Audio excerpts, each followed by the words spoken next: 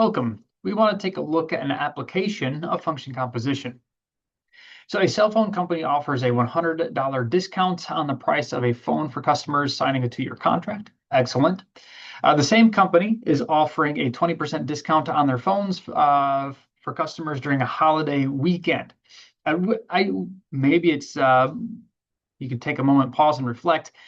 Some of you maybe are purchasing phones and on your own phone plan. Many of you likely are not. Usually I survey a course such as this and will find that almost everyone, their parents are paying for their parents are paying for their phone lines. A $100 discount on the price of a phone is very small, right? A cheap phone is several $100s. An average phone is going to be, right? So when I say several, I mean 3 or 4. An average is going to be what, 600 to 800. It's super easy to spend well over $1,000 on a phone. So phones are expensive. Signing a 2-year contract, they don't really do that anymore. You can always stop at any time these days, right? 2-year contracts are kind of an old thing. I remember that, but that was like, ooh, man, that's 15 to 20 years ago already that they did that regularly. Although they would give you the phone usually when you signed a 2-year contract, which is more similar to what they do now. They say, we'll give you $15 a month as a credit. Okay. And then when you walk away, you don't get the $15 off and you pay the balance of the phone. Anyway, it's worthwhile to pause and reflect on phones are expensive, and we should appreciate those who have given us phones and provide that access. Anyway, so thank you, family. A cell phone company offers a couple of discounts, the $100 discount and a 20% discount. And the question is, does it matter what we do first? So we want to let X represent the price, the regular price of a phone, and we want to write two functions, one which gives the 20% discount and one which gives the $100 discount. And then we want to compose those into 2 different directions to represent applying the $100 discount first and applying the 20% discount first, followed by the other, of course. So what I want to do is I want to name the functions in a way that's going to make sense. This is kind of fun, right? When we name a function, it's just a name, so we don't always have to use F and G. For example, I could use the letter H to represent the $100 discount. So H of X, the $100 discount, would be given by whatever the price of the phone is. I take $100 off. Easy enough. For the other function, for our 20% discount, I could name it T of X, right? Because 20 starts with a T. So $100 discount, 20% discount. So in this case, what we're going to do is we could think of it as I'm going to take the price of the phone and then I'm going to remove 20% of it.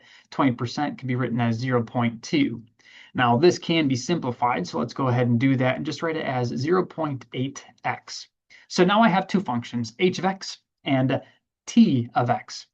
For these 2 functions, I want to observe what we have going on. So let's say that we want to do the $100 discount first. $100 discount first. Then 20% discount. That would be given by, hey, let's take the $100 discount and then do the 20% discount. So that's going to be 20 applied after the $100 discount. So we're going to take T, and so that's 0.8 times the input of x minus 100. We can, just so that way it's a little bit easier to see what's going on, I'm going to distribute that 0.8 and observe it as 0.8x minus 80. Excellent. Now if we do the 20%,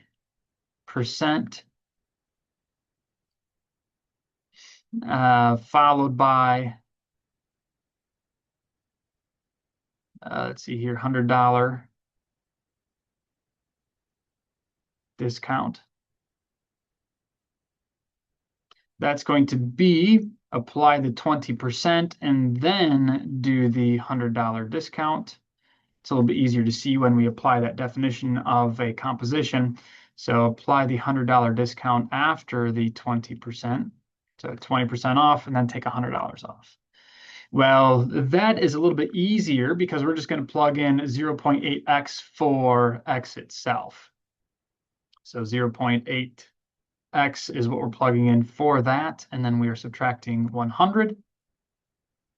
And if you wanted to write that out more similarly to what we've done in previous examples, where we plug in t of x here, and where we plug in h of x here, and then there's an additional simplification, that's fine. But actually, there's nothing else to do right here. So what's it better to do? To take 80% of the cost and then take another $80 off?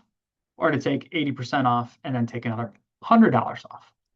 Pretty clearly, I'd like to take off more of the price of the phone. So we're going to say, all right, 80% of the price and then take $100 off is the better deal. So I'm going to put a little star here and say that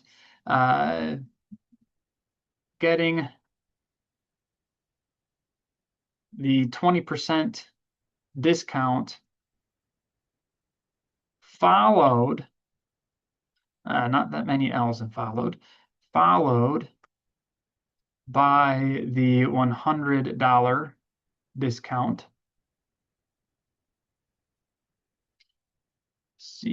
Let's see here, too many bumps in there. discount. There we go. So the 20% discount followed by the $100 discount is the best deal for the customer.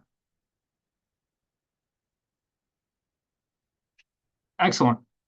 That's precisely what we were looking for, and we answered the question in the way that the question asked us to. We wrote the composition of functions, right, in the two different ways, so that way we could identify which is the better deal.